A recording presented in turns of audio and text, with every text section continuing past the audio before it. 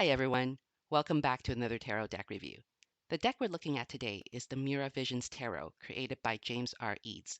James is the creator of several other decks, including the Prisma Visions Tarot and the Cosma Visions Oracle deck. This Mirra Visions is a combination of these two decks. But what exactly do I mean by that? Let me show you. Here is a card from the Mirra Visions. At first glance, it looks exactly like the High Priestess from the Prisma Visions deck. However, if you tilt it a little, it becomes the Swan from the Cosma Visions Oracle. This visual effect is created using a technology called lenticular printing. Now, before I continue to discuss this deck, I want to take a few minutes to compare it with another deck that has a similar technology. This here is a card from the Fable Maker's Animated Tarot.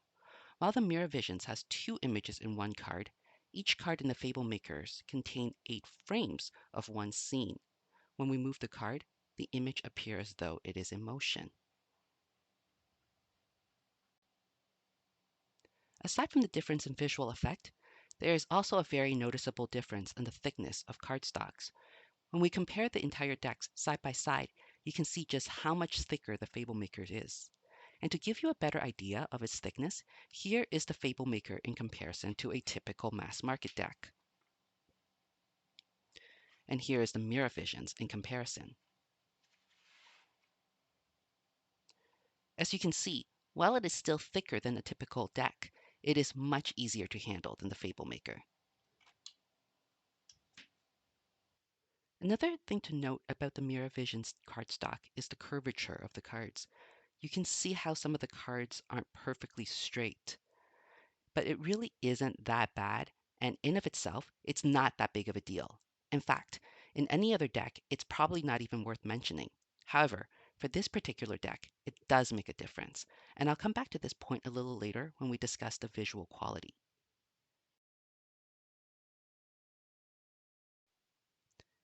The Prisma Visions Tarot is a deck in the Rider-Waite-Smith tradition, and the Cosma Visions Oracle was designed to be a companion to Prisma.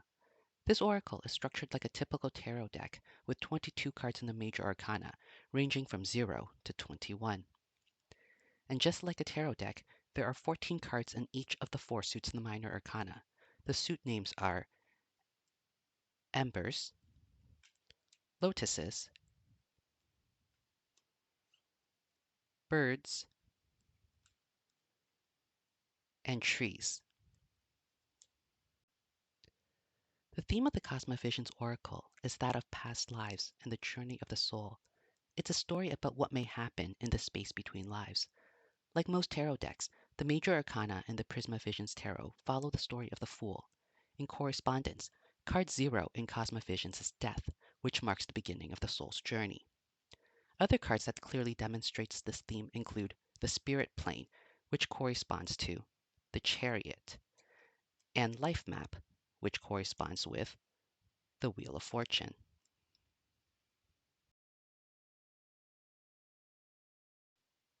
Eads, the creator of this deck, is known for his unique artistic style. One of his most distinct and easily recognizable trait is the use of short and well-defined brushstrokes. This technique gives his skies and water this abstract and dreamlike quality that reminds me of Van Gogh when I saw it for the very first time. Aside from the distinctive style, his decks are also known for the use of panoramas. While the major arcana cards are individual images with borders, each suit in the minor arcana comes together to form a larger image.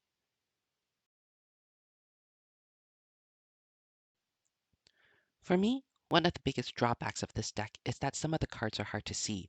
Here are a few cards to show you what I mean. I'm going to start with some cards that don't have this problem for comparison, and here is the Two of Lotuses. In this card, the colors are bright and the objects are well defined. You can clearly see the bridge, the boat in the water with a couple on it, and the lotuses in the foreground. This is just a gorgeous image. Here's another image that is very easy to see. While the color scheme is a little darker, you can see the thick lines around the people, and this clearly separates them from the background. In comparison, here is the World card. In this card, there are no thick lines that distinguishes one thing from another. This makes it harder, but not impossible to see what's going on. At first glance, I was able to see an animal here at the bottom, but I'm not sure if it's a tiger or a bear. I can also see a bird that it's chasing, and there's another bird here at the top. However, it did take a minute before I was able to see the snake right here on top of the beast. Having that said, I think this is the intention of this particular image, for all these things to melt together as though they are spiraling into or out of a vortex. The next two cards are from the Suit of Wands. Again, these are cards with a dark color scheme. It's not that hard to see right now, but that's because I'm currently sitting near a window. This isn't where I do my readings normally. My regular spot is actually in a room without natural light, but it is lit by two floor lamps, and it's bright enough for me to read. And in that room, these images become a lot harder to see. I can still see them, but it does take a moment or two to focus, especially for the Five of Wands, because the people in this card are a little abstract. The first time I saw this image, the only reason I knew what I was looking at was because, in my mind, I naturally associate the Five of Wands with the RWS image of five people competing with sticks. Here is another card where I'm still not entirely sure whether I'm seeing everything that's there. The description for this card starts like this. A perched pelican rests on an old wooden post eroded by lapping waves. Hidden in the dark, a hungry wolf awaits. I don't see a wolf anywhere in this image or its companion. Is it really not there? Or is it like the world card where things blend together with the background so seamlessly that I'm just missing it? The last card I want to show is the crow. While I love the swirling skies, in this card, when it's the same colors as the subject and the subject isn't clearly defined, I had a really hard time figuring out what I was looking at. In fact, the first time I saw this card, the only reason why I knew this was a crow is because of the name of the card. Aside from the art style, another reason why I find these cards hard to see is the card stocks themselves. I mentioned earlier in this video that the curvature of the cards make a difference. Here is an example of how.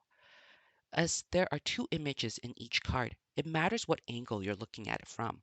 And presumably, the cards are made so that images from the prisma are angled in one way, while the cosma is angled in another way. Thus, when we're looking at the cards from the same angle, we should see images from the same deck. And this is what you see here with the 8 and 9 of birds. Now, here is the next card in the suit. As you can see, from this same angle, we see the 10 of swords instead of the 10 of birds. No matter how I look at it, I can't get it to focus on the same deck.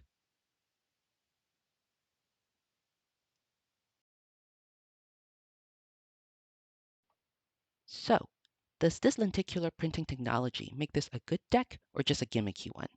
I definitely don't think that this deck is a gimmick. For me, there's absolutely no doubt that a lot of thought and effort went into this, and I don't think anyone will think that this is a cheap cash grab.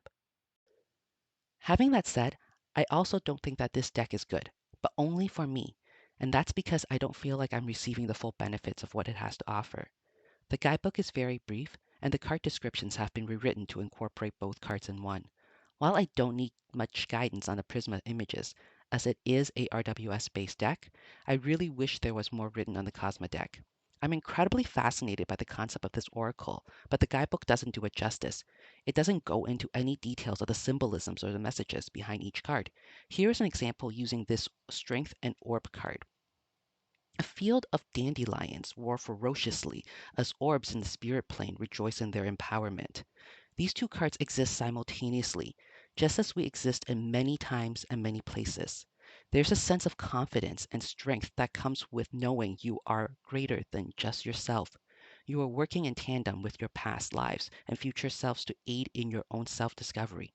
Be brave like the lions and wise like the orbs. After reading that, I'm still wondering what these orbs are.